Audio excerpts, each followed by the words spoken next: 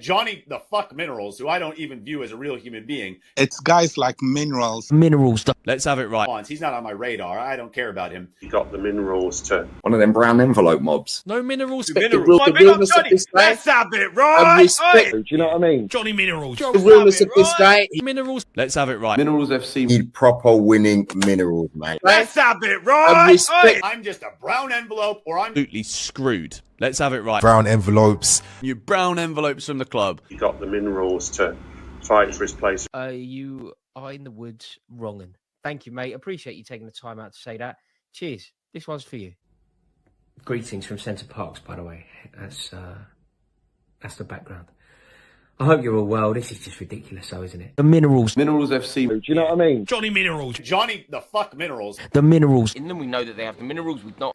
There's minerals that you need. It's guys like Minerals and You got the Minerals too. Let's have it right. Minerals. Johnny Minerals. like Minerals is one of the very vociferous Chelsea fans. Minerals FC mudded me. I couldn't give a shit about that guy. Let's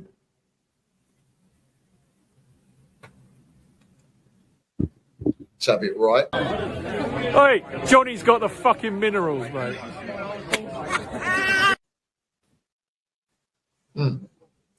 Can everybody just stop getting shot?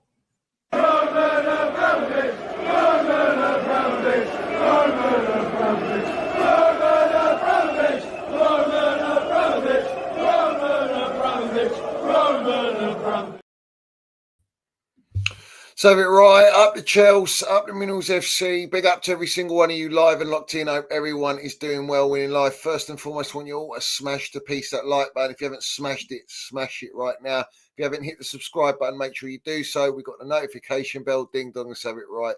So you know when we go live. And we've got the Minerals FC Ultras membership pinned at the top live chat and down below description. As we have Eunice Talks Football's channel in the title, Blueco have killed Chelsea. Salute to all the Minerals FC Ultras live and locked in. Salute to our Chelsea old boys. We see things they'll never see. And salute to the no surrender mentality as always. And for me, and I know Eunice, win, lose or draw, Blueco out. Big up to Eunice. Lovely to have you on, my geezer. And we got a lot of run through. And we're going to steam through like a tractor, bruv. So how are we doing, my geezer? Yeah, man. Not you know, it's the day of the tractor boys, isn't it? So yeah, we'll steamroll like a bunch of tractors, you know, very slowly, and looking forward to it. Thanks for having me. Big up to the chat. Big up to all the ultras up in here. I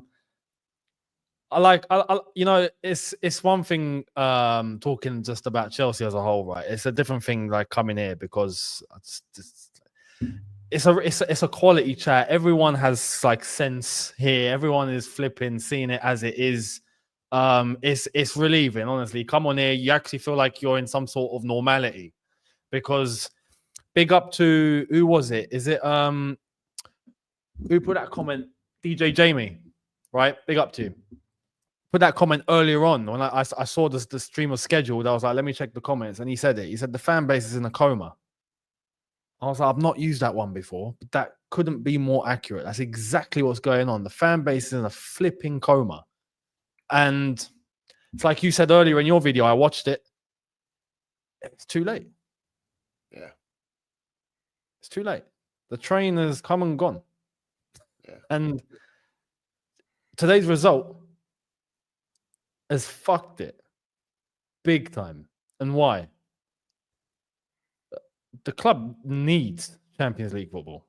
It's not even a case of we've got a choice, we didn't make it, or go again next year. No, we're screwed. Like now we're screwed because we're not mathematically. Some delusional people look at it and go, "Oh, it's all right. You know, we're still in it. It's all right mathematically. We know this. We all know what's going to happen now, right? We don't get Champions League football next season. We're stuffed. Like we are stuffed. Yeah. I don't feel like, as he said, the fan base in a coma. I feel like there's a lot of people that don't actually understand the ramifications of today's result and what it actually means. This is one of the worst results we've had in modern history. Yeah. Easily. As people that won't put that link together because they just think it's just a 2-2 draw at home. Yeah, we drew to Ipswich. It's not a good day, but come on. That's a bit excessive. You lot will find out. You lot will find out next season. Facts. And you know what? DJ Jamie says, you know, like you say, when the fan base is in a coma, they're on the Blueco drip, and we're getting ploughed through as tractors do, like Lily Phillips, bruv. That's basically what's happening. And the thing is, they call themselves mathematicians, you know, the ones that say that we're mathematically still capable of getting top four, but these lot have no idea of context, bruv. They don't understand contextualization. They don't understand that what run of fixtures we got. They don't understand, if they're talking mathematics, then they don't understand why these clans have implemented the model they have implemented, for financial reasons. And the financial reasons are the debt and the loans that they've taken upon Chelsea Football Club, all right, not Blueco Holdings. Yes, Blueco Holdings taking it, but it's the debt falls upon the club itself, because Chelsea Football Club is, as Barley said, the beachhead streamline to generate the most money out of any other asset under Blueco Holdings and the consortium under it. Well, this money monster making generator ain't generating nothing, which is why Champions League football is an absolute must. And Enzo Maresca has come out throughout the season saying the owners haven't told me anything about getting top four, to get battered like fish and chips by the Seagull Merchants in the FA Cup and Premier League, to then turn around and go, oh, the target's Champions League, but by the way, the target's next year for Champions League, and to play it in 2 years' time, and it's a 5 to 10 year process and project, and we are in progression, and we're going in the right direction. This is like Ethan Payne One Direction, because I don't see it going any other way, bruv. That was deep. Bars spit, you know. I'm doing the Eminem Mineral Slim Shady 8 Mile, where it's like it's just relentless, bruv. Yeah. But the bottom line is we are on a massive decline. That's where we are. We're not last year, Eunice, as I said in my video, we lost to Sheffield United, right? And they were already relegated. Yeah. Yeah. Yeah. And this is the situation here as well now. We've done the same thing. Now we've Ipswich have not lost to us this season. Unrealistic. They could have got 2 wins. In fact, if today they did let the win go, but that's It's unacceptable, man. You know, going into this game, it's the first time in a while I feel like most people across the fan base were like, "Yeah, we have to win this. Like, there's no exception. We have to win this one, right?" The first hurdle of this run-in, and we fumble. The first hurdle, and at home against a relegated Ipswich. I know they're not mathematically relegated, but you see the way they're not mathematically relegated, although we know they're going to get relegated. It's the same way we're not mathematically out of the Champions League, but we're out of the Champions League. Facts. Best way to put it, Eunice. You smacked the nail on the head there. That's exactly the right analogy, the right explanation as to where we are right now. But we have to ask the question to the toxic positivity merchants, the ones that have been force feeding baby mache food, bruv, of it's the most exciting project. The Pornsteins come out and said Liverpool and Arsenal are wetting their panties because of the great ambition of Chelsea and that they're going to dominate and they're scared of their model and all this waffle, bruv. When they're above us, and Arsenal have had a stink. I mean, they've had their whole front line out. They even beat us without a front line, okay? Yeah. And they go and beat Real Madrid, yeah? Yeah. Right? And that was it for me. That's it for me. I can't. Because when we had Don Roman Abramovich, where were Arsenal, Eunice? Where were they? Chasing fourth. And where are we now? We were criticizing them for looking at that like a trophy. Yeah. We used to laugh at them, saying, all you got to care about is fourth, like it's a trophy. That's nothing. What are you lot doing? Because that used to be bare minimum for us. Bare minimum. And if we ever had a calamity or one season happened, which it happened, but we would get out of it. Next season, we're right back in. It's not even a debate. It's just an anomaly. Something went wrong. It can happen. Cool. Next season, back to normal. Order is restored. No problem. We've become what we hate. We've become what we used to laugh at. It's funny because that's how things work in life. Sometimes it comes back to bite you. So, But this isn't down to us. This is down to who's now running the football club. Simple as that. Because it wouldn't have ever happened under Roman. It wouldn't have happened under Roman. No, facts. And it's the thing. Roman would never have sacked Tuchel to bring in Jellyfish Potter. He'd never brought in Pochettino. He wouldn't have brought in Merska, the championship manager. He wouldn't have signed these 90 players, right? He wouldn't have gutted out the team that won in the Champions League. So there's no what's the justification? So all the toxic positivity merchants that have been feeding all this trust the process when we've never been a trust the process club. We've always been trust winning trophies, elite mentality, win now. We don't think about the future. We don't trust the process. There's no process but win. That's the mentality at Chelsea. You've already got that culture at Chelsea. The fan base has that culture, yet the fan base has somehow been diluted, manipulated, using all the journalists, all the YouTube accounts, all the blue ticks to force feed this whole trust in a process and a project that's never been proven in the history of football, right? Yeah. So it's blind faith. But how can you have faith in an ownership that have never got any credential or track record of being successful with a football team, a football club? They're equity merchants, they're hedge fund capitalists. You know what I'm saying?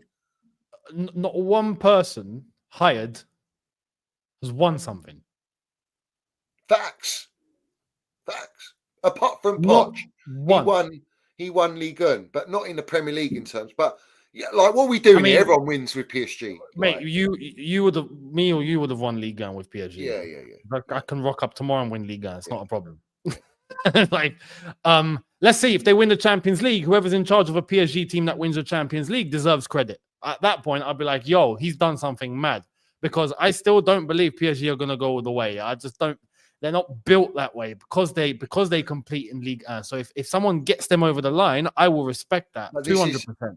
I'm gonna dispute that very quickly. I actually think they are favourites to win it. I think they can. And I'll tell you why I think that because they have got that DNA of bottling it. They've had Mbappe, Neymar. They've had great players, bruv. Galacticos, you know. Yeah. But the one thing they never had was a gaffer that's been there and done it. Tuchel never won the Champions League. Not prior. PSG. Yeah, he done it. Pochettino never won it. No. Right? Luis Enrique has. Yeah. Enrique's won the treble. He's a born winner, and he's instilled his philosophy. That's a project for football. Yeah. Kvaratskhelia, all right, is the one player I've been wanting to sign. He has got it. He's got the minerals. He was so there. He's elite, bruv.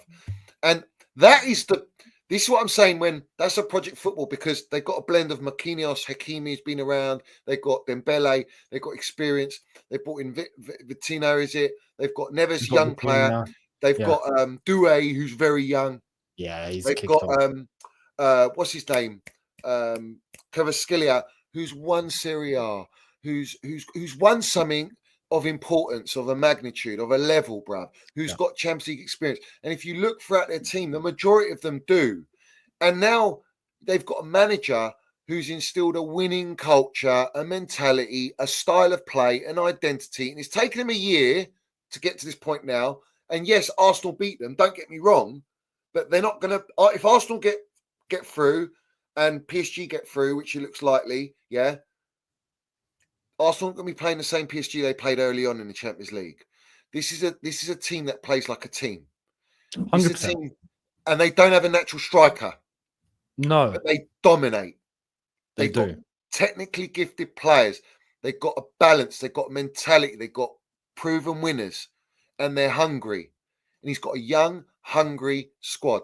That is how you build a young team. Agreed. but they're Agreed. they're backing Luis Enrique, which is, and I want people to understand, Luis Enrique rejected Chelsea. I know this, He right? did, yeah. He rejected us. The PR was the ownership rejected Enrique, which looks even worse on them, to be honest. All right. Nagelsmann rejected them and said the project's not for football. And he said Chelsea's a club in troubled waters. He's a visionary, bruv. But I knew this back then, so I was in agreement with him. Enrique was my first choice. I think Roman would have brought in an Enrique. I think so. Yeah. Yeah. Enrique's a type of manager you look at, not just at what he's done, but you look at what he's been through in his life, losing his daughter at 8 years old, saying it's a blessing, saying she's still alive, you know, she's live and kicking with us, bringing the Johan Cruyff DNA of Barcelona to a club at PSG with a young team, Campos, elite director, a good structure, a footballing structure, to what? With an ownership that own a country, that are not there to make profit. They're there. They want the Champions League. So everything that they are doing is the complete opposite to what Blueco are doing. So we have to ask the question, what are you sponsoring? Because they haven't given us a shirt sponsor, but they don't need one because the entire fan base is sponsoring Blueco. Yeah. What you just said about PSG, what you just said about PSG, that was Roman at the beginning. Yeah. That's do you remember our Champions League obsession? And then we ended up doing it. I agree with everything you said about PSG, right? The only thing that I have with PSG is not even their fault. The only thing I have with PSG is that they compete in France. Throughout the entire season, that can restrict your level of competition and what you can handle going all the way.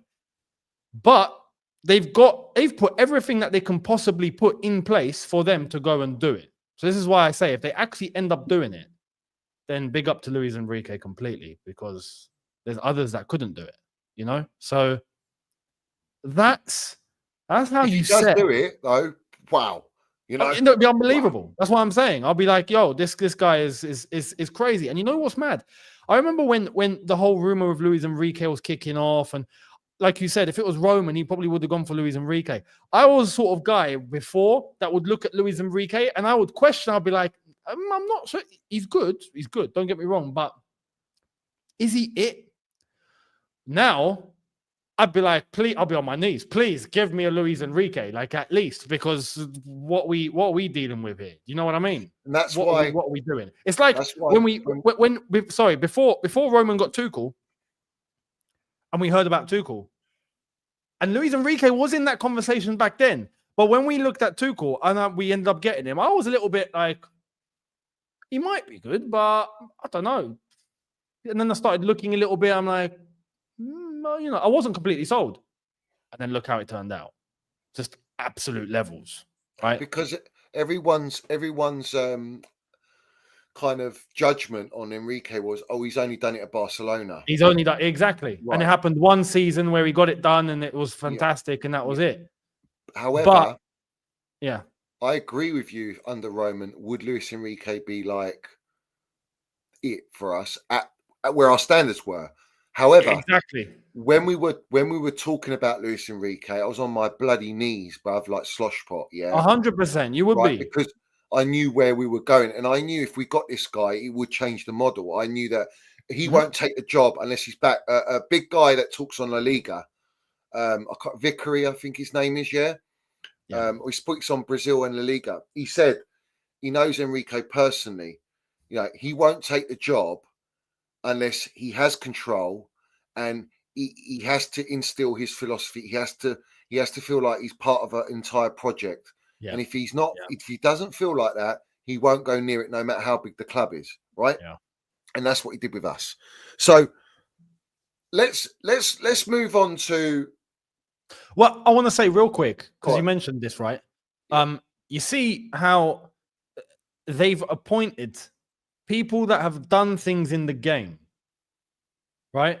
So at every single level, there's people that have done it, whether it's they're obsessed with trying to get Champions League, they're obsessed with that level of success, but they've got someone like a Campos in he's not even director, he's an advisor, right? But they've got the structure in place. They've got a manager like Luis Enrique who's won things at the highest level. They've got players in there now that have won things at least to a good level, right? With us, we've not got one person. Unlike Roman's first port of call when he came in was to get the best director in world football at that time. Instantly, under Sir Alex Ferguson's nose, prime peak Sir Alex, we nabbed Peter Kenyon. That's all we needed to do. And then at that point, you get the Champions League winner, who before that won the UEFA Cup just the year before, right? Absolutely. Look, just those two appointments alone, you've conquered football. Like, I mean, that's what we did. We ended up blitzing everybody. Jose, why I class him as the greatest Chelsea manager is when he come in, he laid the foundations at our football club for the next 18 years at our football club. And managers very rarely have that kind of influence. And what Roman did was he brought in a caliber of gaffer to come in to withhold those standards. And at the same time, he would keep buying the best of the best players that he could get to fit the way we play, because he loved football. He's a football man, and all he wanted to do was win. And if you don't win, no matter, like Ancelotti found out, I don't care that you're Carlo Ancelotti. I'm sacking you down the tunnel. Exactly. You ain't brought me Champions League. Jog on. Next one in. Exactly. That's ruthlessness. That's no surrender mentality. That's how we know Chelsea to be, and that's how you keep everyone at the club, not just the manager, but the players, the Cobham Academy, the staff, the directors. Everyone's on their toes because they all know what the job is. Win. Exactly. You don't win, you're out. And they've got a track record. They know how to get there. They've done it before. They know the path to get there again. But we've not got one person, whether it's in the directors, even the owners. They've not done anything like this before. The directors, no one's won anything. The managers we're hiring, no one's won anything. The players we're buying, no one's won anything. So tell me, how the hell are we going to win anything, or even get close or in contention? It's a fugazi. It's a fugazi. It's an illusion. You're not, because it's mediocre. You see, before I found out about the debt, and we spoke, Eunice, we did a stream on it as well. Yeah. Before that happened, right, I knew what the model was. I knew what the ownership said, Egbali and that we're going to go with Brighton, best run club, 10%. They use 10% of the top big clubs' payroll, mid-market, massive potential, resale value, profitable, all that jazz, yeah. Red Bull, another one. They haven't won anything in their existence, but it was all about the model, development, farming kind of model, yeah. And I understood what the model was, and I knew that they were going to do it, and they've done that, and they're not going to back. But where at the early stage, I was like, change the model. We need to protest with Potter, change the model, because if we don't, we're going to get another yes man. We're going to get and let's have it right. Pochettino was a yes man under Levy for 5 years. He couldn't last 1 year under Clown Lake, all right, under Blueco. So that tells you all you need to know, all right, about the levels of what a yes man you got to be at our football club. Then you bring in a championship manager, so you're downgrading every year. You're downgrading. You're also downgrading on the players you're buying in multiple positions, but you're buying 90 players of a roster of 90 players. You're basing it on AI scouting. You're using 2 directors to be the fall guys. All right, that haven't won anything. They've got no track record. In fact, Monaco almost got relegated with Stewart, and Winstanley's come from Derby as a data analyst to then go to Brighton to be some sort of director there. Thinking that they can bring Winstanley to copy the Brighton model. So we've got an inside job. You've got Sam Jewell, the Crown Jewels, who's leading the multi-club, because they haven't stopped. They want to buy as many other clubs as they can. They just can't financially do it right now because it's not going according to plan. They, remember, this ownership thought that we automatically qualify for Champions League. They thought there was no relegation. They thought they could play 4-3-3. Yeah, That's Like- wild. right. So that can tell you. And Meatloaf Bailey thought he could play sporting director as Igbali. So that tells you where their heads are at, right? Yeah.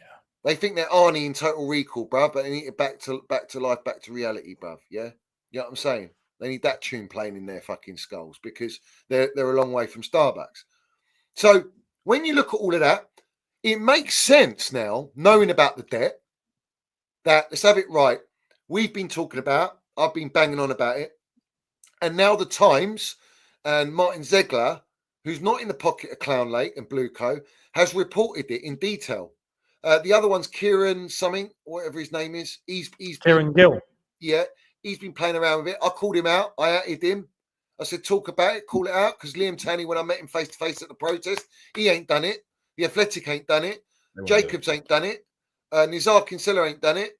No. Paulstein ain't done it. Fabrizio Romano ain't gone near it. They ain't even got near Vivid Seats. So it made sense to me that the debt is why they've gone with the Brighton model, because they need to maximize profits. So therefore, everyone who's going trust the process, you don't even know what process you're trusting, because the process is not built for football. The layer cake, as the thumbnail is, the layer cake built by design by Blueco and the consortium is to only have yes men directors, yes men gaffers, and NDA'd up players who are young, who can't believe they're playing for Chelsea, and to get their big move to London on massive wages because they won't get it anywhere else. It's all aligned, and it's all what? Drake, controller. Everything's controlled. Everything has to be yes man, because no one of professional elite level who want to win, who love football, who know how a football club should be run, is going to go by that structure. Because as Nagelsmann said, it's not a structure it's not a project for football. So therefore, straight away you're eliminated in the market to buy the players that us supporters recognise as what we need on football in terms. But the wage structure doesn't allow you to do that, like Osimhen. It doesn't allow you to buy world-class players that are even young world-class players, because you have to pay premium wage structure. Otherwise, you've got to compete with. How are you going to compete with the other clubs that want these players or buy them from those clubs? All right. So then you're restricted in the market to only buy players that are worth 150 grand a week and less. And you're only going to get that through young players, which is what they want, because they want resale value. They want to give the illusion that it's trust the process at Chelsea, all right, that they're here for the long haul, but yet we're buying Viega and Felix, and 6 months later they're gone. Koulibaly after 1 year, Aubameyang after 1 year, gone. Players going on loan, getting sold. Drewsbury Wedding, they tried to sell in the summer. And Nkunku's been here for a year and a half. They're trying to get rid of him, or 2 years. They're trying to get rid of him. So it's every decision that's been made is not backing a manager. So therefore, they need a yes man manager who's going to accept the terms of, we're going to give you the players, you problem solve, you implement a style that works. All right, but it gets technical. What I'm going to say is, how can you build a football team with no spine, spending 1.5 billion, with no experience and no leaders? And if you've got a leader like Reece James and the captain, and you're benching him, what are we doing here? All right, it must win games. Then how do you expect a manager to do his job? How do you expect a team to gel? How do you expect to progress? What are you challenging for? What's the target? Because we're getting told the target's only top four. Since when does a club of elite stature, biggest in London, won it all, we see things I never see, most dominant for the last 18 years under the greatest owner, spend 1.5 billion after being 1.7 billion debt free, and not have a team to compete straight away? Exactly. And we're 3 years in, yeah, and you still accept it. That to me is probably the biggest, the most biggest round of applause I can give to this ownership, to be able to convince an entire fan base into buying into that.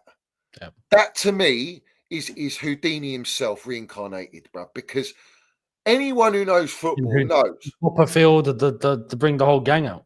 Yeah. And the only way they could execute it was by what? Journalists, blue tick accounts, engagement groups. The ones that right now are crying. The ones right now who are forced to talk about the debt because it's gone public. They're forced to talk about Vivid Seats because it's gone public. They're forced to talk about the age structure now because before they were sponsoring it, going, we're buying all the best young wonder kids. They're forced to talk about the wage structure because they lost out on Osimhen. But don't worry, don't get Osimhen because we don't want to stop the development of Nicholas Jackson. To then go, Nicholas Jackson's not it, we need a striker. To then go, oh, we can't get Osimhen because he's too expensive. To then go, oh, we'll get Delap because he's a cut price. Not that he's the right striker for us to compete, to lead us, to title charge, to challenge, to play in the Champions League. What experience has Delap got? Yep. To play in the Champions League and to play in the Premier League, he's getting relegated with Ipswich. So why are you propagandering that? And why do you care about the transfer fee and the wage structure? What's it got to do with you? Because under Roman, we didn't give a toss. If you're coming in as a player, are you going to help us win? Are you going to help? Are you going to benefit, improve the team, or are you there just for the ticket? Because if you're there for the ticket, you won't get a ticket at Chelsea because Roman won't buy you for that. He'll buy you because. Are you going to do your job? And if you ain't doing your job and you're not competing in training at the highest level, then what are we doing here? Yeah. Which leads us to, and I want you to speak on this. Or no, you take from what I've said, and then we'll go into the next thing. Because no, it's completely true. It's setting the levels. Look,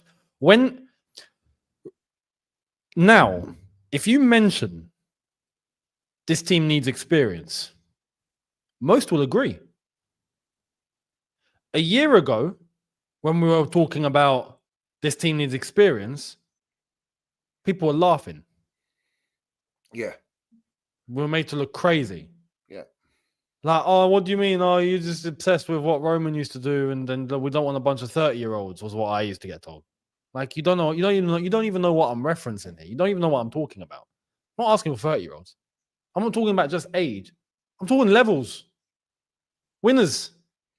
People that have accomplished something in the game. Mentality. But because now there's enough of a flipping sample size for people to see that it's pretty clear and evident. Now, when you talk experience, oh, yeah, no, we need some experience in the team. Oh, good morning. You've smelt the coffee then. But again, it's... Is Reece James not experienced, Eunice? Why is he not playing? Why is he playing Conference League? And he's not playing in this game. Why did he play left centre back at Brentford? Why did he drop him against Arsenal in London Derby? Mate, look, Enzo Maresca now. I don't know. I feel like he's turned into. I ain't got words. Eunice, I ain't got words. What's the pattern here? It's a clear pattern. And I'm going to say it now. We've got over 400 people there. It's a clear pattern. All right. We've had it under Pochettino. And we've had it under Potter. Under Potter, yeah. Team lineups, player rotation that doesn't make sense on footballing levels. Why are we seeing that year in after year? And it's very, very simple. The manager is being dictated by the directors and the ownership who are picking the team. There is no way you can tell me that these managers who have got football experience to some sort of level are going to not play not one right back today when you got them on the bench, to not play your captain because they want to preserve Reece James so he doesn't get injured, because they want to sell him because they're desperate for pound note because they're scared they're not going to get Champions League. All right? Yep. They've got clauses in the contracts. A lot of players, Cole Palmer, Enzo Fernandez, a lot of these players, they can leave if we don't get Champions League. There's a clause in their contract. They don't want to talk about that. Toothpick Jacobs dismissed that. He's bullshitting. He's lying. All right? So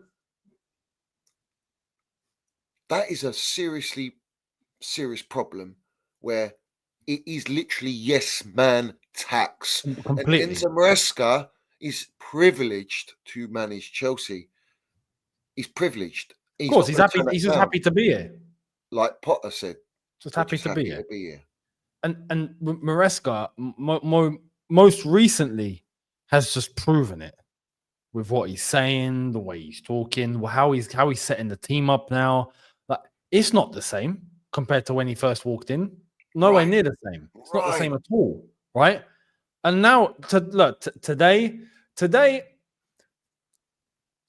didn't just he didn't lose me, because deep down we've all had this thing in the back of our heads. Like, look, do you remember our first instinct when he first came? What are we doing? We're hiring a championship manager. What's going on? That was the first instinct that everyone had, right? And then it was a case, okay, we'll see where this goes. It's a good start, and then it's tanked.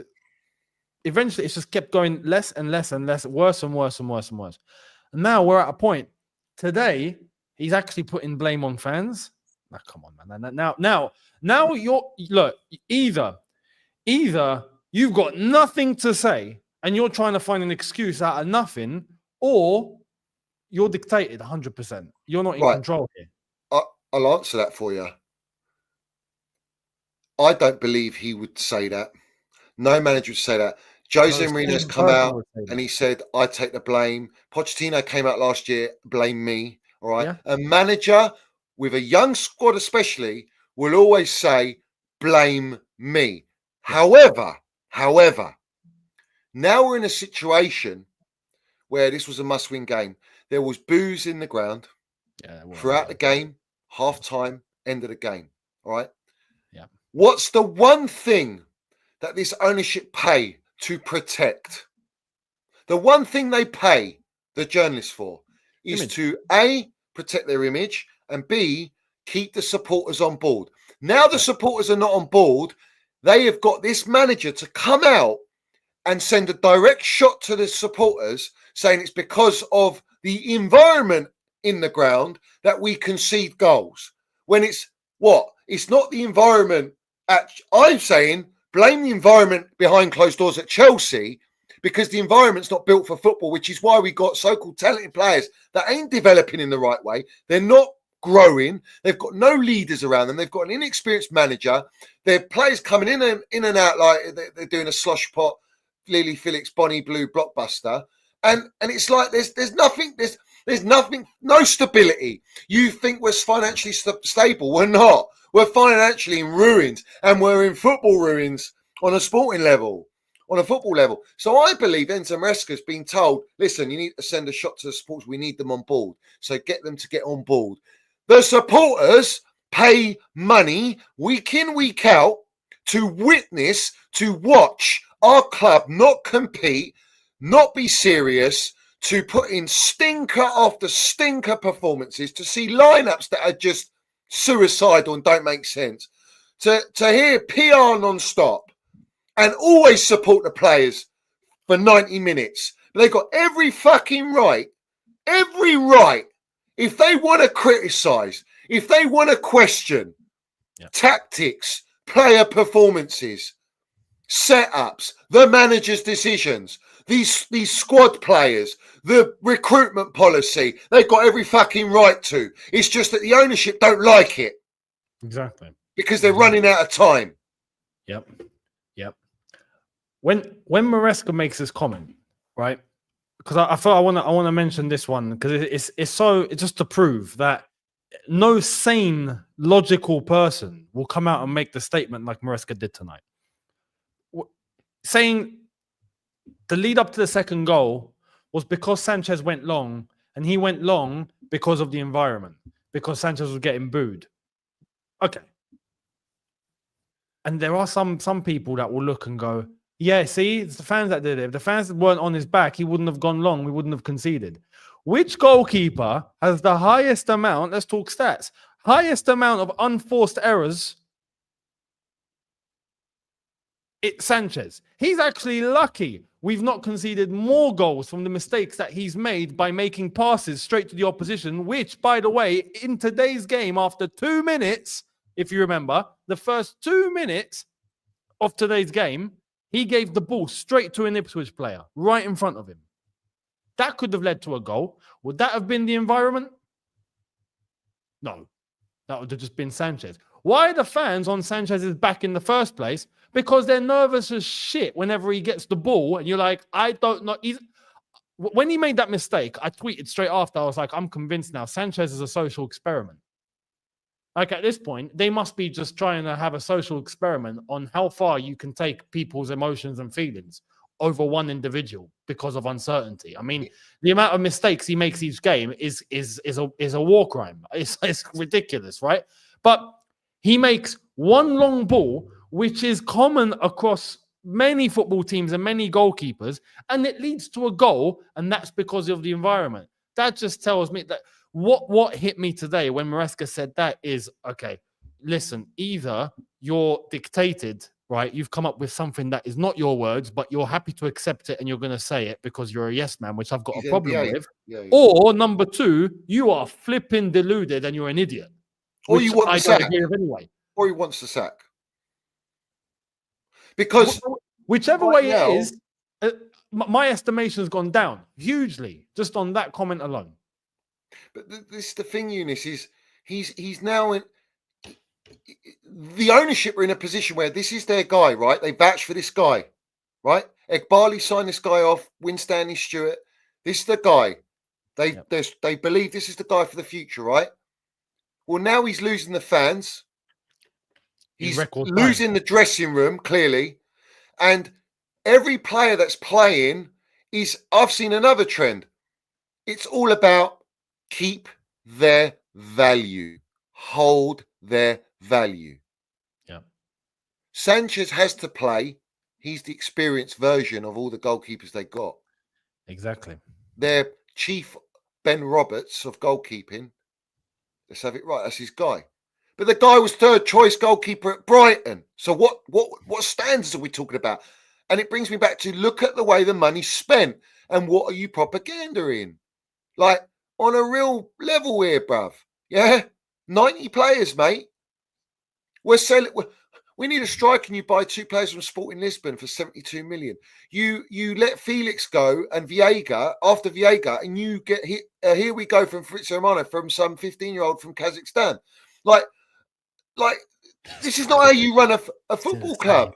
It's nuts. It's nuts, bruv, and people buy into it. Mate, and then we go, don't worry, we've got Estevao Willian and we've got Kendrick Pies. What environment are they going into? Exactly. You see Cole Palmer now. Bruv, Cole Palmer's injured, mate. Yeah. I've been told this. I've been told he was, when he missed that penalty as well, he was already carrying something. And then it went bad, and then he missed the game. Do you remember? And then we had international break, and he missed international break. He had 2 scans, 1 scan, 2 scan, 3 scans full. Went to Saudi, see a specialist. When you see a specialist, you know it ain't too gravy, bruv. All right? And this is what I'm saying. The ownership have forced him, you've got to play Palmer. We need Palmer now. We need to get Champions League. That's them behind the scenes. But Palmer's going, I'm fucked. I'm having injections. You can see the guy's reluctant to shoot all the time. How many positions did he get in today and he could have shot, bruv? And I was like, what the hell is this guy doing? Like, he don't do that. Twine and dribble and dribble. He's like, he's forcing it. I'm like, hit the ball. It's not hitting. And the narrative is, his mentality. He's tired. Listen, the reason Sanchez had to boot it up is because Casado's legs are fucking falling off like the geezer in RoboCop in acid, bruv. The guy's playing 90 minutes of every single game. You rested him in Conference League. Why didn't you rest Palmer? Why is it you got to be so dependent on Palmer? We've got an array of talent, you told us. They told us they built a 100-point team. Well, where is this 100-point team, mate? Because we can barely... What are we on now, Eunice Point? 60-something? What are we on? Are we even on 60? Am I dreaming? I don't even know anymore. Poch got 64 points, did he, last year? Mate, well, look, just Poch's win percentage, I think, was 47%. Maresca's now 54. Maresca's now down to 46%, just to let you guys know. Yeah, we're on 54 points. 54 we're raising the bar, lads. Yeah. The first year was road to 40 points, and then we thought it was road to 40 points again, and then we managed to buy some miracle because we had Galadog that you all mocked in the middle, and all these people go, sack the manager, right? Sack the manager. Let's hold on a second here. Yeah. Can we not address the players? Are we not going to address the players? Is it like the players are fantastic, but the manager's shit? Really? But people tell you that the players, even the ones that are going to be arriving, right? Oh, that's going to set the bar. That's going to help us a lot, without understanding that the model we have and the way that the club is running is going to destroy all of these players. How many of our players in our 90-man squad, Eunice, get into Liverpool, Arsenal, Man City, Newcastle, and Aston Villa right now? Two players. That's all you need to know. Two, if that. I'm going to put Reece James, Casado, Cole Palmer. Exactly, yeah. 3. I was going to say there's 2 based on Cole Palmer on his day, without question. Right now, he's not playing well, but on his day for sure. Caicedo, of course. Caicedo gets in, and then Reece James, if not injured and consistent, walks into any team. So those are the only guys. Maybe some Enzo, perhaps, but that's touch and go. Yeah, facts. Disasi gets into Aston Villa, didn't he? There you go. Wow. Unbelievable. But this is the thing. This is why, like, Esteval and all these guys that are going to be arriving, I'm looking and I'm just watching from afar and I'm thinking, I hope we don't kill your development. But you know what? When you buy players of that young age with that raw talent, if they haven't got the right environment to go into with the right level of experience, they're fucked. They're screwed. Yep. Exactly. People don't understand that. As Jamie said earlier on, the fan base are in a coma. There's many people that don't want to process that through their skulls. I don't know. You need to stop being on that Blueco drip then, you wrong'uns, because I tell you what, it ain't healthy, bruv. Yeah. It ain't healthy. Yeah. I want to talk about very quickly Palmer. People going, oh, Palmer doesn't get away with not performing this and that. I'm sorry. This guy saved us from relegation last year. Single-handedly. Yeah. Don't ever forget it. This guy was playing right wing last year under Pochettino and was developing into a fucking baller. He started off this year carrying us again, scoring 4 goals, 2 goals, every game scoring. Everything was Cole Palmer FC. The kid's burnt out. The kid's got the entire club on his shoulders and no one's good enough to help him. And Casado's in the middle, who I think has been player of the season for us. All right. I really do. And I think he gives it his all every game. The guy today, you could see his legs are gone. And he's working so hard to not get booked. Yeah. It's not right. It's not fair. You can't treat players like this. There's got to be a humane level here, but these owners don't. They're AI bots. They're robotic. They don't give a shit. And they've gone into the dressing room today, right? Yeah. They go in the dressing room. Yeah. And what's that going to do? What are you going to tell them? Well done, guys. Keep on going, guys. Yeah. Do you think these players look at these owners and go, wow, we really respect you. You really got great ambitions? No, you sold us a fucking lie. You've conned us. They made Cole Palmer put a trademark in his contract. You know they own the trademarks in his contract, bro. Yeah? People don't know that, right? Yeah. That's why they were like, oh, Cole Palmer's got car wrappings trademark, toys, fucking cutlery, wash machines, white goods, the lot. Everything's trademarked. That's how businessmen think. Not how a football player and his family thinks. Exactly. Everything's commercial. But on top of that, the worst thing you can do in a situation like this is just pretend that everything's okay. You know, the way things are, after this result, for example, the way things have been running, like realistically, you should be kicking off.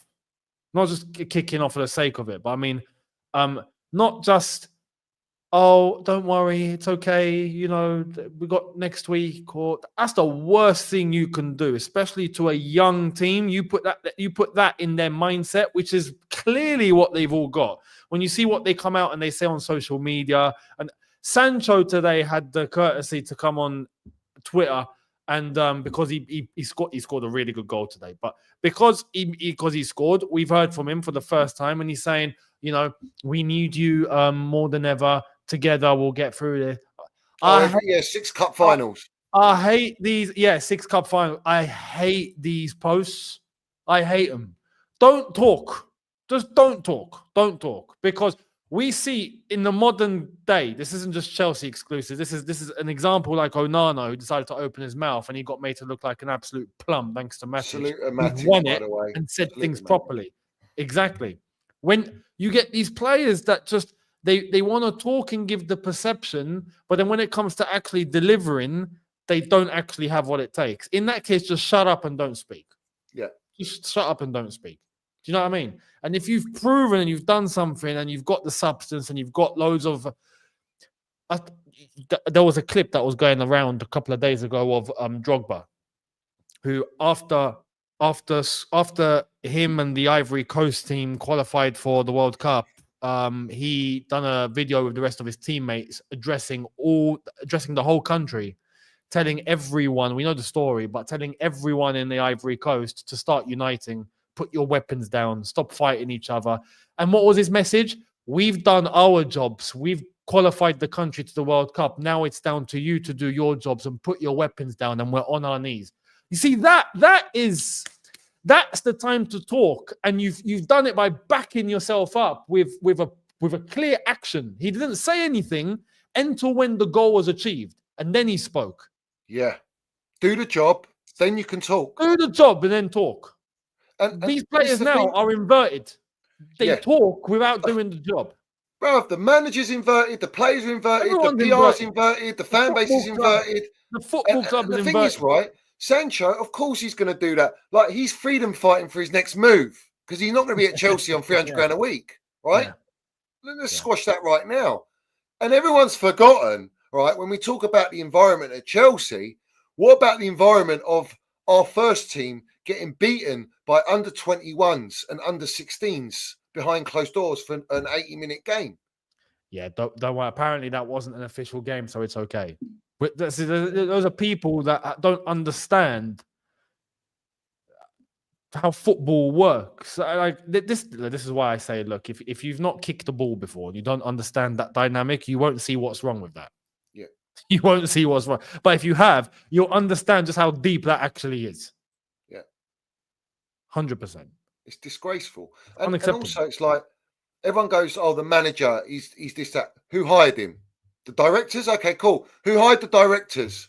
And who gives the yes and the go-ahead to the directors with all the signings? Yeah. And what's the brief from the ownership to the directors? And the directors are going to execute that brief, which is why they're in a job. So where do you want to... the layer cake's built up so that the ownership don't get the blame. Everything say don't get the blame. Let's call it out. Big up to Stevie G, my geezer. Love to you, my man. Let's have it right, yeah? Ed Barley has met up with the Ultra Boy 90s. I heard. Strasbourg. Right. Ultra Boy 90s are closest to getting top four. They're having a blinder season. But no matter what, they want Blueco out. They're protesting, stickers. He's gone to speak to them because they're relentless with it, unified, and they're actually getting top four, or could be getting top four, while our fan base has had the most money spent, the most PR spent, the most trust the process spent, the most fucking sabotage at our football club, and our fan base is laughing at people that are protesting. The ones that want to protest want to make something happen. And it's a massive divide and conquer. And everyone's divided. When the ultimate gain is, if we are unified as a fan base, they've got no chance to fight against us supporters in the masses. They will be done and dusted. And that's the ultimate goal. So when everyone was like, when the protest was happening, let's all unify, all right? You weren't unifying. You were splitting, dividing why the protests are happening and mocking why the protests are happening. And other people are sort of believing in the protests. And you can't achieve anything like that. You're never going to achieve the main goal to make them change. They can't change it because the finances don't allow them to change it. So therefore, they can sell. They can sell the football club. It's been documented they can sell the football club. So all of this for Gazy that they can't sell and they're locked in for 10 years. No, they're locked in. They've locked themselves, given them a 10-year bridge loan with Aries Management and the banks. Doesn't mean you can't pay off that loan anytime you want if you know how loans work. So where do you want to go? You either want to unite or you don't. And if you don't want to unite, that's fine. Don't moan about it. What are you crying for? Accept it. Man up. Say it with chest then. Because all I get is you're an agenda merchant, you're negative.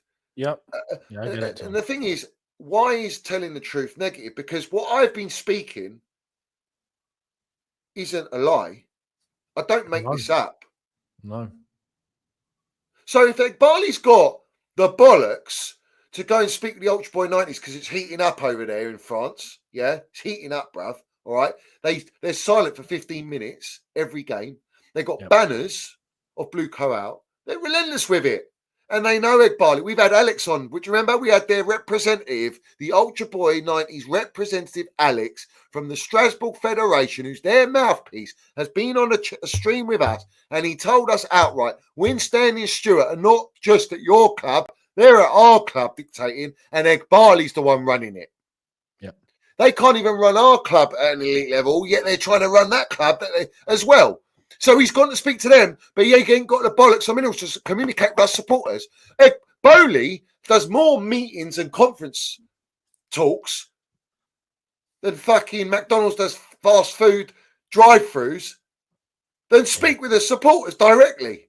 But right? if you pay attention, he's only got time for business conferences. Business conference. That's it. He's got time for that. No problem. Right. So let's have it right. Yeah. Everything they're doing, Vivid Seats, the debt, everything they're doing, the recruitment, everything's a shambles. There's nothing positive here.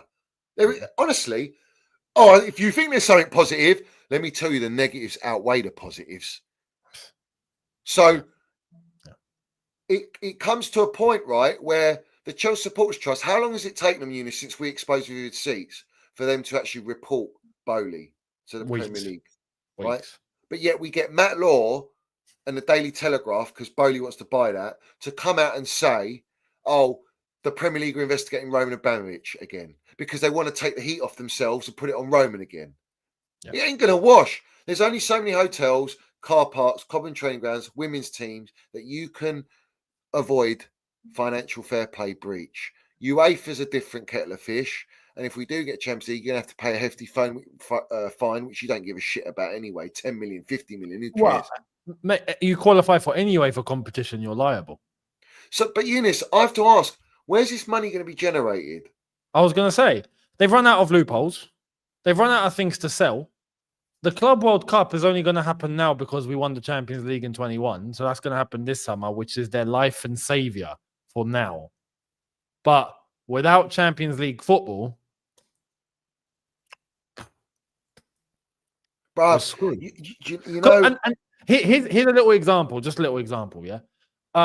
Tell me, where's the front of shirt sponsor going to come now without Champions League football? Love someone to tell me who we're getting on the front of our shirt. Going to end up with Sainsbury's on there if we're lucky. If we're lucky, maybe we can get Lidl. That's again if we're lucky. They should be getting either Pampers, or cash Huggies, yeah. Fucking Trump cards, whatever. You know what I mean? Mate. OnlyFans. We might have to go there. Yeah, we might have to go there because that's the only industry where there's loads of money. They're happy to pay. They don't really care. The money never runs out because you know what it is. Might have to go in that direction, you know. Sponsored by Bonnie Blue. Blue is the color, ladies and gentlemen. Blue is the color. Yeah, yeah. You know, that would actually be good marketing. I can't lie. Yeah. It would. They'd love that marketing. Vivid Seats will be the front shirt sponsor. Apparently, Iqbali's got no one to speak to at Chelsea because the Chelsea Supporters Trust are not interested. So, who is Chelsea fans' mouthpiece speaking for the fans? We don't have a mouthpiece right now. We really like. But the Supporters Trust are right there. Huh? The Supporters Trust are right there. Speak to them. But why are they not delving with Iqbal? Because listen, it's in two. There's two sides to this. Although they're all together, they're all part of the same mechanics. I want people to understand that it's not Bowley v Iqbali. It's not right.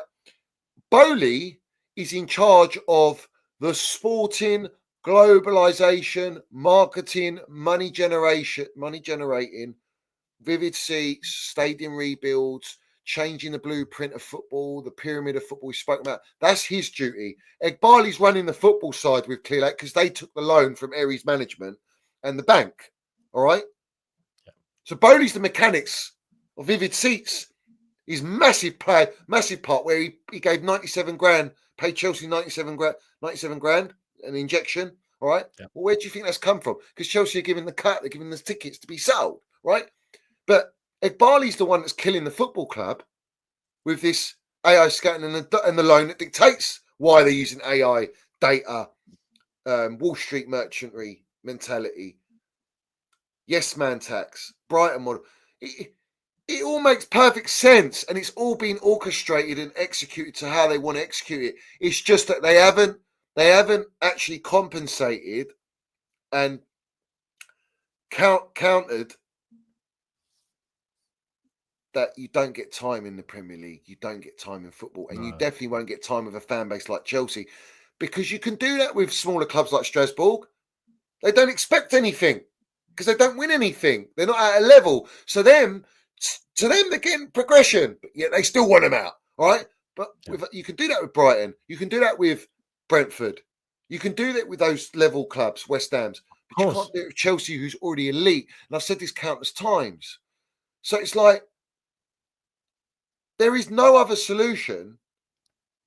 I want to put it out like this, right? Everyone saw Bowley behind Donald Trump. Yeah? Yeah. Right. So let me put things into perspective for you. Yeah. These lot have got their fingers and connections with the elites. They've been put here for a reason, right?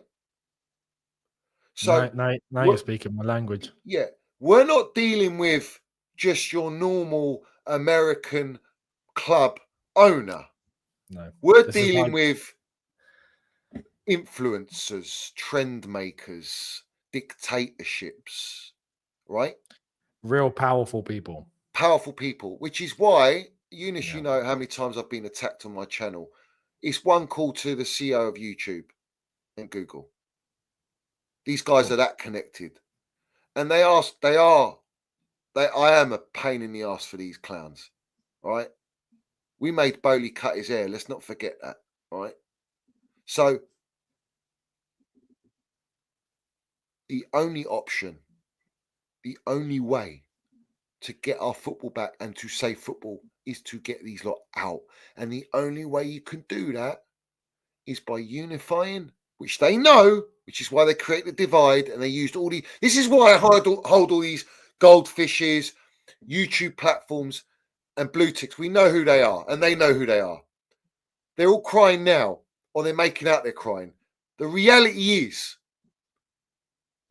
is you participated in the divide and where we are because of your own self-motivation and gain and benefits. That's not loving your football team, your club. You're actually the enemy. And that's how you allowed them to accomplish what they've done in dividing the fan base. Because it's always a debate. Someone's coming on going, we just need this. We need a little striker here. We need a little goalkeeper here. And then we're ready to go. Oh, Maresca's got the right philosophy. He needs a few players. Oh, the manager's not good enough. We've got good enough players, though. And we just need to get a top manager. You're going nowhere. You're going nowhere with it. Yeah. That's what they want.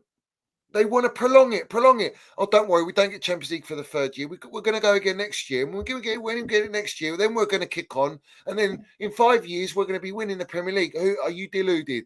Is everyone else around us going to decline? No. But we have to stop. We have to stop what they're doing because they're killing football. They're going to kill our game. Our game's dead. Watching Chelsea is a chore right now. Yeah, big time. It's depressing. That's why I've been making videos more recently, guys. I'll be real. I haven't been doing as many streams because I've been doing this for 3 years relentlessly, and it's got to the point where it's like, well, you don't want to listen, but you want to moan. Well, that's ignorance. What am I entertaining ignorant ones for? Exactly. If you don't want to actually make a change. Yep. I felt the same. this is where we are now, Eunice, bruv. Yeah. That performance today, to be 2-0 behind against Ipswich is an outright disgrace. All right. And where it gets even worse is that Man City were 2-0 behind, yet they go and smash them 5-2, was it? Yep. Where was our mentality? Where was our belief? Because the supporters were chanting when Cucurella scored, or the own goal came in. It wasn't even Cucurella, but he made the intent. Why is Cucurella doing that? And why is not Jackson, Mudueke, Neto doing it? Cucurella is our top scorer in 2025, by the way. That's all you need to know, bruv. But obviously, Maresca likes to invert him as a number 10. You know? I mean, it's just waffle, bruv. It is the whole thing. And people want to come at Trev, yeah, about our defense. I'm not coming at Trev because Trev was disgracefully treated, bruv. He was exiled from pre-season, told he wasn't part of the plans. He had his locker room taken away from him. He had all privileges taken away from the canteen, the training ground, rotted in the under-23, to then get loaned to Crystal Palace because they wanted to sell him, to then say he doesn't suit the style of Enzo Maresca, to then bring him back in January because they haven't got the money to go and buy a defender because they realise the defence they got are shit or injury prone. You can't blame Trev for anything at the back. He almost scored for us today, in fact. You should be thankful. You should be thankful he's there. Yeah, bruv. But he had to by obligation. He's contracted. He has to do what he's told. That's what I'm saying. They're a dictatorship. It's not a nice environment. Remember the bin bags, Eunice, bruv. Yeah, I got done for that heavy, but it was facts. Yeah, that's not how you run. That's not a place, an environment I feel happy to come into every day. No, or the separating the canteen from the rest of the club just for the first team, so they don't intertwine with anyone and no one knows what's going on. The car park. That's a real thing. Yeah, that's a real thing, and that's been a real thing since Potter. Yeah. So Roman used to have everyone open up for everyone. Everyone could bump into anyone. Even academy could bump into first team. IT staff could bump into the manager. Like it could just everyone mingles. Since Potter, Blueco were like, nope, shut off. When the first team are here in the canteen, shut it off. It's theirs, and everyone will have to just figure out when they're gonna go and get their lunch. You can't. Salute to Nick Smith. Love to you, my geezer. And RJ, yeah, he says Trevor had to park outside. Fuck. Yeah, it makes sense. I'm telling you now, right? Because if you're with the under-23s, you're not in the first team building. You're in the academy building. Yeah. And that's a separate. If you've been at Cobham, there's two separate entities. And the academy has their own. They have their own car park. That building has its own car park, which is why JT has not been in the first team building. He's always in the academy building. So you notice, like when he's mentioned this, it's separate. It's separate. Listen. I'm going to say it, and I'll say it again. This ownership are a cancer to our football club, live and kicking. And it's going to grow bigger where it's going to be a cancer to football. And Man City are already getting that now with their partnership with a ticketing platform. They're protesting. Man United, 1958, protesting with what Ratcliffe's doing, who's a pawn for the Glazers. They're all counting on one thing, and that's the Super League. And Bowley's going to spearhead that. He's the one there to put all the pieces in place. I'm telling you now, Bowley, Meatloaf, biggest wrong'un, bruv. Igbali, I mean, listen, he's just an AI bot. But together, fuck me, bruv. The worst. They're worse than the Glazers, these lot. I went on TalkSport 2 years ago, said that. And people were laughing, yeah? No. But this is the thing. See, after today's result? Yeah. That's it. Damage is done. Today, the door has shut itself and it's been sealed. You can't open it again. the ramifications after today, that's what I'm saying. I don't think enough people realize just how mad today actually was, what it actually means. They'll know after we've not got Champions League football officially. But without Champions League football, we're stuffed. We are completely stuffed. Well, it means that you know how long it takes once you fall out of that to get back into it. It took Arsenal 8 years, 9 years. And yes, and it's not just that. We know what it means for us financially. Yeah, we're a sell to buy club now anyway. We know that. Or they don't know. The mathematicians don't know yet, do they? But in terms of like, without Champions League football, without that extra revenue now, without having anything else to sell to ourselves, without any more loopholes, without a Club World Cup, this was needed now. So, and we're bring done. me to the point. The only way that they're going to generate money is a Reece James, which is why he's getting rested to be fit. A Cole Will, all right.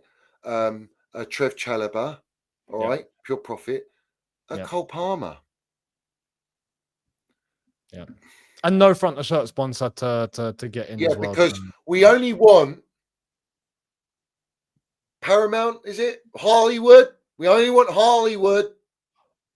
We did before in Potter season, if you remember. That was then. That's when everything should have been addressed. You get a long-term deal then when the club still had reputation, but it wasn't. So if you can't get the top pick, you're not going to get anything at all. How does that work? What's that? What kind of mentality is that?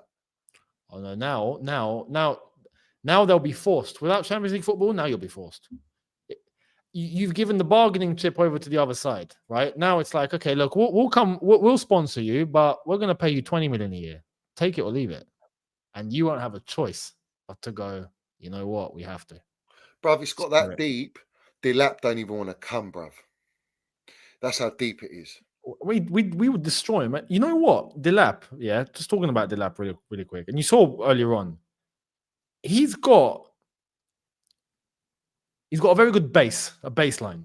Got a good baseline, right? He still shouldn't be our number one striker. No. I'd like him as a number two striker. He doesn't want to come as a number two.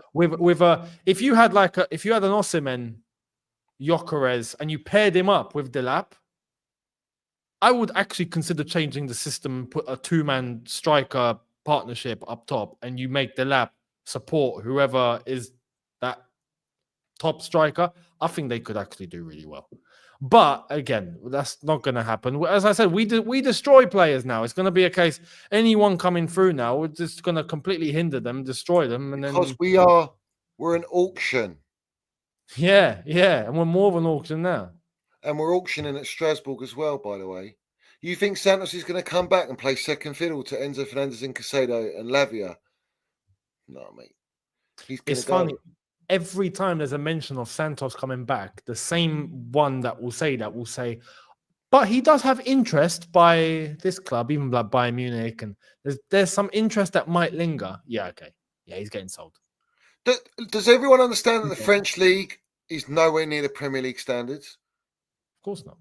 So what do you think? Santos is just going to come and he's going to be world class, going to be our best midfielder? I mean, that's just naivety. Even then, I'll give an example. You take Santos, right, and you stick him into Man City.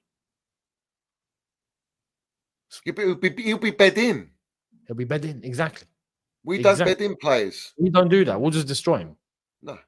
We'll completely hinder him. 1 week you're playing, 2 weeks later you're not, and then you'll play again, and it looks like we're rotating you and bedding you in, when in reality we're not. We're just trying to keep you all happy. It's a balancing act, isn't it? It's a balancing act of, we've got a 45-man squad and we need to keep everyone happy. Why is Nkunku playing? You tried to sell him outright, publicly, didn't sell him, and you're playing this guy as a number 9 when you've come out publicly saying he's not a number 9, and the guy doesn't want to be, he's been mistreated. I don't blame him. People coming at him, going, he's a disgrace, he's the worst striker, but you've got to have a bit of understanding here from the players' perspective as 100%. Well. And I'm not saying that all these players are at the top level, because they're not, but Nkunku's got some credit in the bank, for fuck's sake, compared to what we bought. You know, he's done it in Champions League. He's scored a lot of goals, bruv. Yeah. And he's come to Chelsea, and he's a shambles. Well, this happened earlier on. You see, going back to our Maresca point, you see when he was brought on. Yeah, I didn't understand a thing what was going on there. Like you're chasing the game. You're trying to get a winner at home against Ipswich. You bring on Nkunku, who's been stinking up the place, to take off your striker in Jackson because you're trying to get a winner instead of leaving Jackson on and then throwing Nkunku on as an extra attacker on to try and throw the kitchen sink at them. Maybe you might actually get a goal. Yeah. He takes off Jackson, who, to be fair, was poor, but you're trying to find a winner. You just throw the attackers on, throw the kitchen sink, and because you have to. If not, like now, we know Champions League's pretty much over. What have you got to lose in that moment? But he takes off Jackson, throws on Nkunku, who you know is not even going to probably even touch the ball. And if he does, he's going to mess it up. What sense does that make? It's insane. When he done that, I'm like, you've lost your mind. Like, you've actually lost your mind there. Or he's got nothing else. Does it go back to the point of you have to try and salvage something? Now, imagine if he throws Nkunku on, right? Or he continues to, because Nkunku is so far down in the gutter right now, you have to try and salvage something because he's going to get sold in the summer now, isn't he? Well, you got to try and get his value up. Like, you can't do that by just sticking on the bench. You got to just throw him on whenever you can. And that's a big problem, Eunice, bruv. How many players they got offload, and all these clubs that might be interested, they know they're in a position of power to say, we'll only give you this. They can't keep loaning players. There's a limit to how many players you can loan. They're going to have to sell at cut prices. Yep. It's bad business all round. You know, they thought it was easy. I agree. Thought it was easy. They're arrogant. Arrogant. Yep. All right? They're arrogant to walk in the dressing room. They got no right to go. They don't know nothing about football. The players have been disrespected, and you think they're going to show you respect. Mate. It doesn't work like that. Life don't work like that. Billionaires think that they can just do whatever they want. Like Simon Jordan, Joe 90, the Blueco merchant, PR merchant, goes, well, Bodie can do whatever he likes. All right, fuck it. We'll go that mentality. Just do whatever you like. Don't worry about it. What are you moaning about, Chelsea supporters? And do you know what the narrative I hate from the Chelsea supporters is? And what Simon Jordan will come, oh, but they spent 1.4 billion quid, mate. I know. They've got to spend 1.4 billion quid. They care. Oh, they really care. They're showing the intent. Yeah. Mate, what are we doing here? 90 players. Do we need 90 players, mate? Or does that sound like you're creating a stock market of players to sell? Buy, sell, trade. That's what it sounds like to me. No, let's put this into perspective. Have they spent 1.2, 1.4 billion? Have they spent that? No, they haven't. They haven't spent a penny. Oh, they loaned it, yeah. Sorry. They've loaned it. Yeah. And don't worry, it's fine. It won't come out of their pockets. No. It's all right. Worst comes to worst, they're not liable individually. Yeah, maybe, Chelsea Football Club might go up in smoke, but... It's a trust, isn't it, Eunice? They're basically holding a trust. Mate, debt is a great thing to billionaires. Billionaires love debt. Yeah, because they don't pay tax. Go, 100%. Go and listen to Robert Kiyosaki and go and read Rich Dad Poor Dad and go and look at all these guys that will explain to you why assets versus liabilities and why debt is a very, very powerful tool to use when it comes to the rich and the elite and why they do it. Right. This is why everything has been structured the way that it's been. You see how complex the structure is with Chelsea. Yeah. It's a spider web, and it's all been done in a short space of time. That's all intentional. It's a reason, man. It's premeditated. That's why. It's not going to come out of their own pockets. No, it's not. But everything's covered. It's going to come to a point where their investors are going to go, this is too risky now. But because I don't believe they expected it to go as far south as it's actually gone. No. Which is where the ignorance and the ego comes in that you're talking about, which I completely agree, because there are a lot of billionaires that do have that. Even though they're successful, they're still prone to mistakes because they're human beings. So that's where they get carried away. Facts. And they tried to throw the Chelsea pitch owners under the bus, saying that they owe, was it 7 million, 8 million? Yeah. You know, it's just like, jog on, mate. They're doing anything they can to tarnish the reputation of Chelsea pitch owners to justify moving so that they can build their shitty, soulless ground for pound notes. And it's going to be sponsored by Vivid Seats, and it's going to be less season ticket holders, and it's going to be soulless. They've ripped and cut out the soul of Chelsea Football Club. The supporters, it's happened right under their noses, because now the ground is just getting more and more less Chelsea-like. Yeah. Like, you know, away ends are diluting now. Ticket prices are through the roof for paying for absolute dross and watching just mediocrity. Mate, you know, reality of life is that all things come to an end, right? We know that. But you want to make sure, you want to make sure that when one thing comes to an end, what's about to begin is going to run in the correct direction. Facts. Right? New lease of life, bruv. Now, Arsenal, when you look at them and when they moved to the Emirates, right? What have they done at the Emirates? Up until this point right now, what have they actually done? Absolutely nothing. Nothing. 20 years, nothing. Did you see the clip of Thierry Henry when he took his kids to Highbury? I haven't seen that, no. There's a few days ago, before they played Real Madrid. It was on CBS. He took his kids to Highbury. Highbury, now you go to Highbury, it's flats, right? But they've left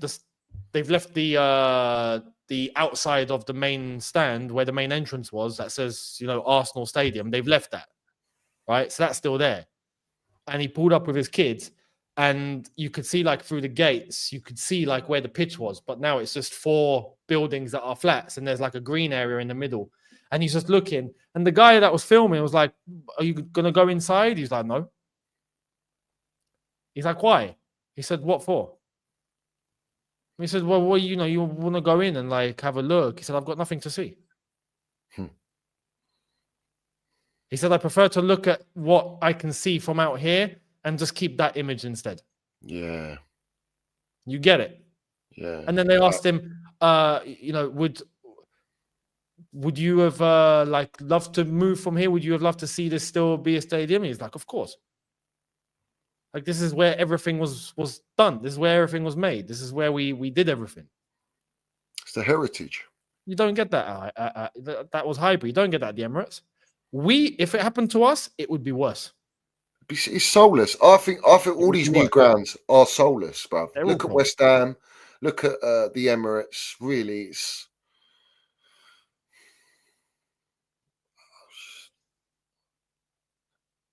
Do you know what I feel like we are now? Do you remember that geezer when Lionel Messi left and he's by the fences and he's on his knees, bruv? Do you remember that?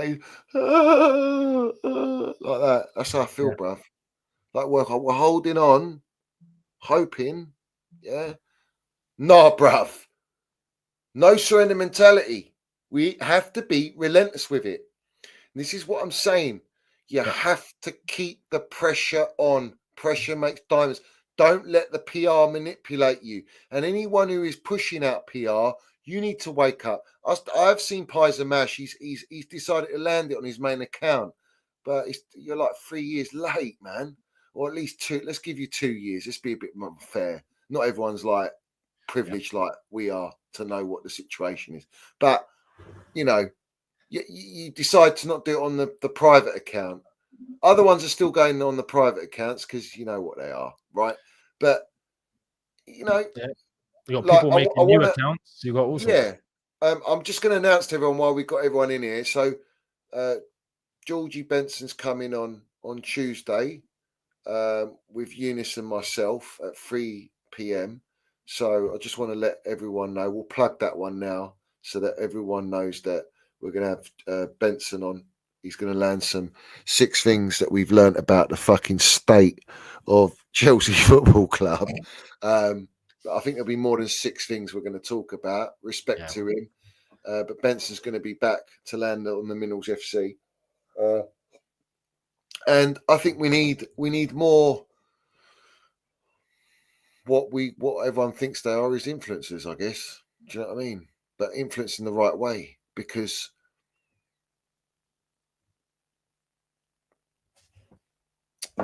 what's the point? Do you know what it is? Remember you said to me, Eunice, certain numbers are down everywhere, right? Yeah. People's numbers, people's views, people's likes. That's not because you've been shadow banned, you lot. And you might be speaking a decent narrative. It's because Chelsea are irrelevant. It's because Chelsea supporters 100%. are checking out. Exactly. They've had enough. That's exactly So they don't want to watch your content. Yep. So now you've got to a point now where you got to make a decision. Yep. Are you going to land it to fight for that? Because it benefits you to do that. That's your pound notes we're talking about. So let's get your pound notes up. Make it relevant now. Let's create a movement across the board. In that way, we can actually reclaim what's ours. And we can enjoy our escapism, our love for our football club. We can definitely get ourselves on the right track. Because to me, that is the only way. Bruv, let's have it right. I'd let Meatloaf Bailey come on here. I'd love Meatloaf Bailey to come on here. Yeah. Oh boy, that would be. You know, I wouldn't have the words. Do anything for pound notes. Bowley to be here to listen to that would be. That's it. We've clocked the internet. It's time to shut shop and go home. We ain't spending money on any elite striker, because strikers, you can't just go in a grocery store to buy a striker. Instead, we're going to shop at Ipswich and we're going to look at Delap, because we all want to Delap it up, guys. Yeah. Yeah. We love you, Bowie. Sell Mason Man. Sell Jorginho. Sell Kovacic. Got the fucking team. It's shit. They're dross. Jellyfish Potter. It's not you. It's the players. Yeah. The 4-4-3. We're going to win 3-0 at the Burnabout, guys. Yeah, it's the Modi Club, beach hand streamline. Red ball gives you wings, but we cut the fucking wings off at Chelsea. We're not flying to nowhere. We're not going to Champions League. We're just making you believe we're getting Champions League because with the profit margins, the debt financing, we need to pay these loans off. We got to pay the loans off. It's just like, bruv, yeah. Winstanley, Stewart, top guys. Fantastic guys. Yeah. They know exactly what they're doing. It's exactly as we drew it up. Executing everything like a Sweeney Todd guillotine. And we're chopping all the fucking dicks off all the Chelsea supporters because, let's have it right, we want the divide. We need the divide. Without the divide, we're all fucked up in it. Yeah? It's the facts, bruv.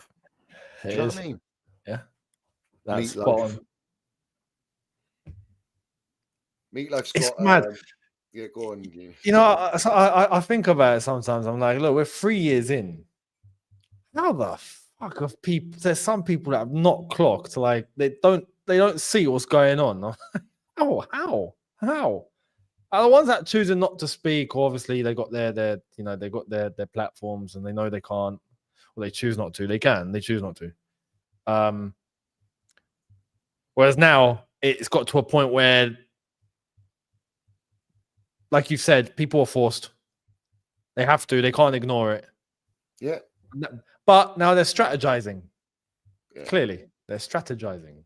Yeah, they're doing what Blueco do. They think of every outcome. Yeah. They script it up. They look at their laptops. They've got all the fucking script out there. They know I'm not going to get out of line. I can't say any certain words. I can't say this about that person, but I'm going to touch on a little bit here and there. Get out of here, bruv. You either say it as it is, or what's the point at all, man? You know, that's where we lose respect here. I lost all respect for a lot of people, bruv. You know. And not just in the Chelsea community, in many other communities as well. It's widespread. It's widespread. Yeah, it's widespread because, it's it's gone, bruv. It's absolutely gone. You know, you do have to come to a point where you go, bruv, we're signing kids galore. We're not stopping signing kids. Have you seen the list of the strikers they're looking at? And no one questions it. No one blinks an eyelid, bruv. They just go, oh yeah, bring him. Bring him. We're cooking. Bring Bowley. Our owners are cooking. They sold the women's team. Yes, let's go. All the rivals are bantering us. They're going, how the fuck are they getting away with that? We're rattling the fan base. We're rattling the rivals. No, you're not rattling rivals. Really they don't give a shit about Chelsea. Exactly. They're laughing at the fact that we spent a 1.5 billion on 90 players and not fucking competing for nothing. You know, they're loving it, bruv. Yeah? Yeah. That's why I lost it when Arsenal done Real Madrid, but we beat a better Real Madrid, a more elite Real Madrid, and we went and won the fucking Champions League. All right. If these lot win a Champions League, I'll never forgive this ownership unit. I'm telling you straight up, bro. I'll never, ever, ever anything they do. I don't care what they do. I'll never forgive them for it, bro, because I know under Roman's watch, it ain't happening. It ain't happening. I said, like, I told a friend this. I was like, look, and he's Spurs. I was like, look, if Arsenal somehow do it, right, I'm thankful that we won 2. Yeah. I'm just thankful we've got 2 and not just 1, because at that point it would have been it'd be a very, very long day. And like I told my friend, he's Spursy, I was like, you're in the mud. Like you've not got anything, so you guys are stuffed in that regard. Sorry, not sorry, but I'm lucky we got 2, and that's all we can cling on to. Because yeah, you're right. The fact that Arsenal getting near a Champions League in the first place is just outrageous. We'll see. I won't even take anything away from them, because the way that they've done Madrid, fair play. They deserved that. They actually did. But I hope they don't go all the way. And the problem here is that if we're not competing to win, someone's got to win. Yeah, it's not going to be us. So you can't look at whoever is actually competing and going, how dare you? Or we're not doing what we got to do. We're not putting ourselves in that conversation. The problem now is, like I've just mentioned, after today's result, this is a really, really, really, really, really bad time now. Because for the foreseeable future, you can forget competing. It's toast. Unfortunately, it's toast. We're a sell to buy. We're not going to buy the players that we actually need to progress. We're not going to be able to. We can't. We're getting players like Tell reject us. Bring me Tell for Spurs, and now we're going. Oh, if Spurs don't buy him, Chelsea are going to try. What are we doing here, bruv? You know, you're getting kids reject you as well. You're getting young'uns reject you. That's how bad it's getting now. We can't even shop at Harrods no more. Yeah. No, we're barred from Harrods now. Yeah. Yeah. We're basically barred. Yeah, we might not even get into Selfridges. No. Maybe House of Fraser is even stretching it at this point. Yeah. This is what Fraser Plus or Klarna or ClearPay. This is what it is, man. FC. This is what we are now. Paying installments. Yeah, it's installments, mate. Yeah. With a fucking high interest rate, I'll tell you that now. Yeah. Exactly, yeah. bro. Oh, we'll buy it now. We'll have it now. Yeah. But, yeah. Buy now, we're pay gonna later. pay for it in the future. But don't worry. We'll just go on Vivid Seats and we'll charge 25,000 for a ticket. You know, and we'll sell about 20,000 of those, and Bob your uncle, so it right. Yeah. Jim will fix it. He'll fix it all right. He'll fix it. Yeah. Fucking hell, bruv. Yeah, that's right, actually. You're right. Eunice and Benson would be around about 500,000 viewers, subscribers, plus my... What am I on now? I don't even know. It's about decent. 400,000. We need to bump it up, though. We need do you know who I want on here? You'll be shocked. Yeah. Oh, go on. This is yeah. I'll tell you who I want on here. All right. This geezer's gone out of his way to unblock me as well. Oh, I think I know who, but go on. And he's landing it as well. Oh. Mr. Jennings, mate. I was gonna say, no way. Yeah. No way. Now, interestingly, fair play. You could have one, yeah. if we had George, Eunice, talks fucking relentless Charlie, bruv, yeah, and myself on here with Rory, I think that will break the internet. Now, I think it would actually, it would do serious damage, bruv. Yeah, I think that would actually. Yeah. I think it would. I think it would. I've not seen. I saw Rory uploaded earlier on. I've not seen it yet. I'm going to. I see some clips pop up on TalkSport, and it's like, yeah. But I know why. I know. He knows I'm right. He knows it. Most people do.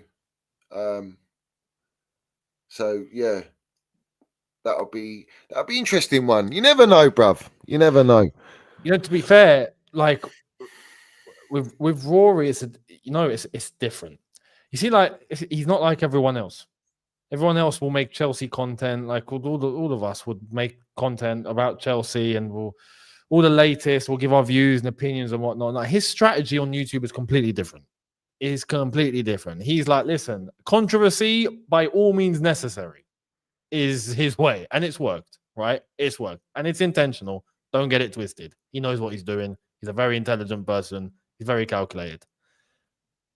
Because he's always been accused of flip-flopping here, and it's extreme, and he gets this wrong, and he gets that wrong, and he says that, and then it flips, and it's relentless. He knows what he's doing, right? And it's worked because he's built a football audience, and it's not around Chelsea. It's not like everyone else that has majority Chelsea audiences. His is across the spectrum, right? He's on TalkSport and all of that. But because of that, he's actually free to say what he wants when it comes to Chelsea, because he's not tied down. His channel's not Chelsea orientated. Do you know what I mean? So if he's saying it for how it actually needs to be said, then fair play. Fair play. If he's saying the truth and the way that it is, and bringing up the right people and saying it for who is actually responsible, then credit to him.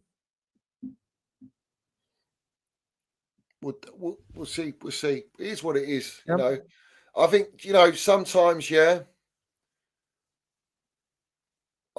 this point, I'll do whatever for my club, mate, because the club's done.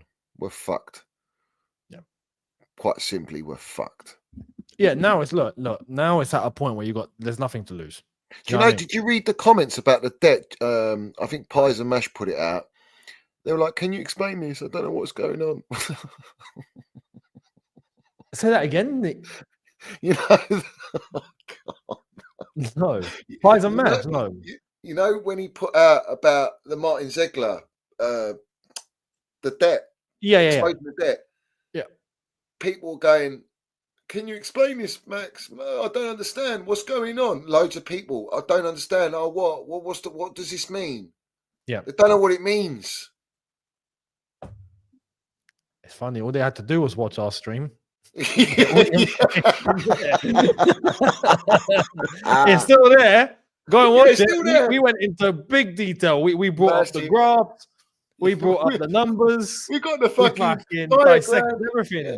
We turned into a bunch of accountants for 2 hours, explaining a everything. PowerPoint presentation, bro. Yeah, man. You can't get more info than that. We've done a Luis Enrique to Clown Lake, bruv, in the summer. Do you know what I mean? And we've done it at elite level. Yeah. So yeah. All right, let's run through some of these, Eunice. Apologies. Big up to Adam. Mikey's a member for 12 months, and salute to you, gifted 5 Minerals FC Ultra memberships earlier on. I forgot to mention that. He says, "I've missed this channel. Keep putting on the pressure. You're the true Chelsea. Love you all. And I do hope I have more free time soon to be more involved." Salute you, Adam, bruv. And listen, I'm gonna keep. I have to keep streaming. I just, for my own, you know what I mean. Yeah, it has to be done sometimes. Even when you're landing the truth. Big up to Denisian. He says Roman would have got Luis Enrique, and we will be in the Champions League. I don't dispute that. We know that. Absolutely right, bruv. Blueco recruit manager with weak mentality. Yep. Well, he's Big got up no there. mentality. I don't doubt he wants to win, bruv. Everyone in the game wants to win, but fuck me. It depends whether you know how to win or don't know how to win. Yeah, and have you been given the right equipment and tools to win? 100%. That's With a us, key role. with us, it's no, no, no, and no. Yeah, it's a red X. bruv. Wherever you go, it's Britain's Got Talent. It's just Yeah, X's yeah, everywhere. yeah. We don't like the color red, bruv. You know, It's become a common marks thing. everywhere, bruv. Yep. Red lines. Big up to Brian. Says Chelsea haters in politics. This is sabotage, and it is very political right now. Land on Rowan twice on these bozos, Johnny. I will do. I'll do it right at the end, my geezer. Salute to you, Brian. You know the deal. He says scapegoat phase 3 incoming. Who's the next gaffer? Well, this is the thing. I've got it nailed down. I know exactly who. Rosanyar, whatever his name is, from It will either be Rosinya from Strasbourg McKenna. or it will be McKenna. Fuck off. McKenna was on the list. You know, he rejected us. Though. Of course he was. He was on the list. And then, like a couple of days ago, before this game, he's coming out and going, "Yeah, Chelsea are going to be a top team in like for the next 5 to 10 years. They're going to be unbelievable." I'm like, you're lining yourself up, mate. You are lining yourself up because you know Ipswich are about to get relegated. You've taken it as far as you can. You're not going to waste your time. Now you're saying things to get into the Chelsea hot sheet because you know that's the only job that you're going to get into. Yeah. Well, the thing is, you sack this manager, you're only going to get a lower level yes man or someone who's going to be prepared to be a yes man. It doesn't change anything. This is my point. Even the director's going, you'll get some go and get a Campos. Now we can talk about something. That should be the priority signing. They're not going to do that. Big up Brian says UK sold out the league to 3 gringos. Nasty Nick says Clear Lake are football's version of Black Rock. Yeah. Or you could even go one step further. Northern Rock, mate. Did you hear what Northern Rock did? Yeah. No. Northern Rock, the mortgage company.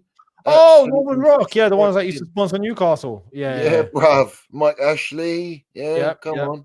That was twisted. Beyond shambles. Yeah. Big up Michael, Chelsea FC. He's an Ultra member for 16 months. Salute to you. And people go and support his channel. I know he's got a channel. He says, big up Johnny and Eunice. Hope you guys are well. I believe if you lead the protest, Johnny, these clowns will sell in 5 seconds. Flat. Bring back Roman. Yeah, I got too much agenda on me, mate. Too many people don't like the message from myself being the messenger. Do you know what I mean? Big up to Dan. He says, why is that wrong and pies and mash decide to speak the truth now all of a sudden? To flipping late and Goldfish creating a second account, can't stand them. Well, listen, a leopard don't change its spots, does it? It's strategizing. That's what I said earlier. Yeah. It's to have something else to fall back on. It's diversifying. Diversify the content. Irrelevant. Exactly. Yeah. And because I exposed him, that sellout, clipped, you've seen the change in the way he is now, right? Yeah. I truly believe, even though it's bloodline, he's been cut off, mate, because they don't give a fuck, bloodline or not. If you're going to damage anything that they're trying to achieve and sabotage, and you can't be their mole no more, and they got no use for you, like in the CIA, what do? They don't love you because you've done such a great service. They'll cut you off, mate, at all costs. So it goes, bruv. You know what I'm saying? Can everybody just stop getting shot? Big up to Little Tim's. He says, I'm glad Arsenal signed the best director of football around in Berta. I mean, look, Berta's definitely got... Not a bad one. He's a top one, but I would rather have Campos, personally. 100%. Campos, for me, is the best. 100%. But considering... It's funny, considering what Arsenal actually need, Berta might actually be the best appointment for them. Yeah, because they're at that stage now where if they get a Gyökeres or Osimhen... This is the thing. But Berta wants number 10. Berta wants Gyökeres.